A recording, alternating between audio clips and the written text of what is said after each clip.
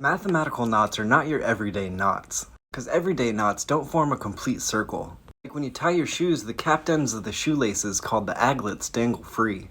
Meanwhile, mathematical knots are made of closed circles, so there's no way you can untie a mathematical knot.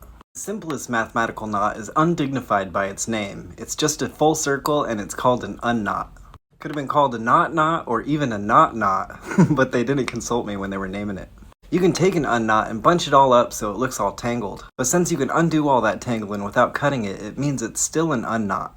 A big part of knot theory is discovering new knots, or determining if established knots are just disguised versions of other knots. The most simplest knot besides the unknot is the trefoil knot, which has 3 crossings. And in knot theory, a crossing is when one bit goes over or under another bit. And knots are classified by the lowest number of possible crossings on any diagram of the knot.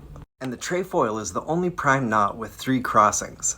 Prime knots themselves are just knots that are not the sum of other prime knots. So this mathematical square knot is not a prime knot because it's really just 2 trefoil knots pushed together. It's super difficult math to find out if knots are actually unique or not. After being on various people's knot charts for over 100 years, this pair of knots here that were thought to be different knots were actually discovered to be the same knot by Kenneth Perko in 1973. So far, we've helped raise over 8,900 euros for Amir and his family who are displaced in Gaza. I appreciate everybody who's helped so far, and I'm committed to help them reach their goal. So if you can help raise awareness or contribute anything at all, I'd really appreciate it. Thank you.